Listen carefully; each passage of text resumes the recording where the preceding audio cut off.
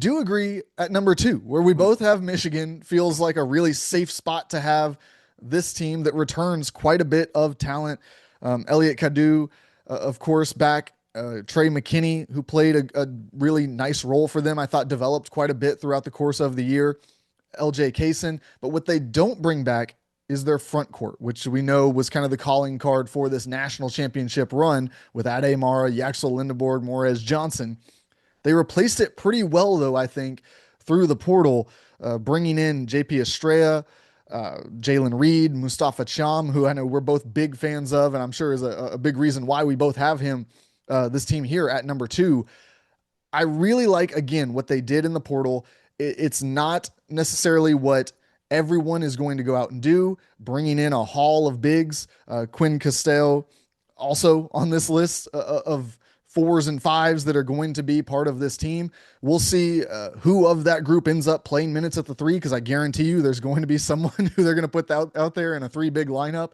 We'll find out that, but I'm done questioning anything Dusty May wants to do with his centers. He's earned the respect over these last 2 years. If he wants to play four centers on the floor, I'll say, well, he's probably going to have a top 10 team in college basketball doing that. I'm not exactly sure how, but he has figured it out with these bigs. He's become a coach who I think is going to have long-standing run here, just dominating the center market, whether it's the top recruits, whether it's these big-time transfers.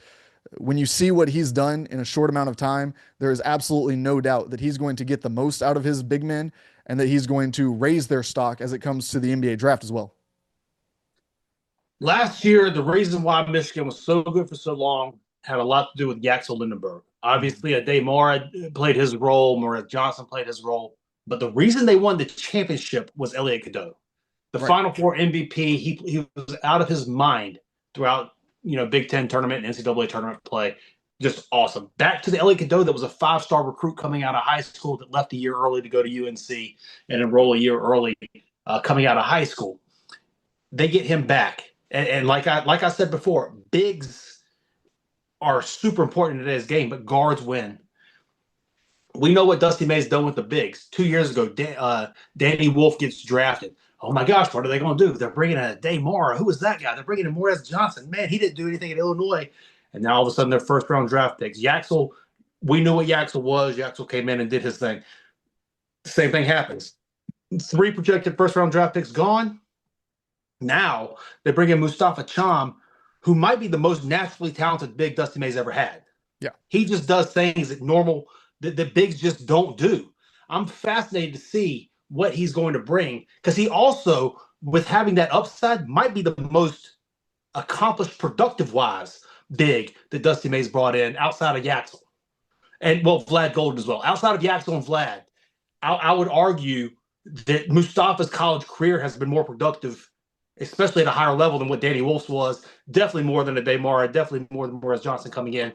And he's still got that upside to grow into. JP Estrella, 18 minutes a game, 10-5, shot the ball well.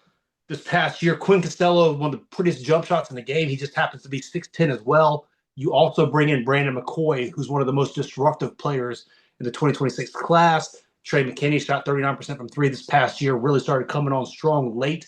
I don't think LJ Kaysen is going to be available due to injury. Mm-hmm.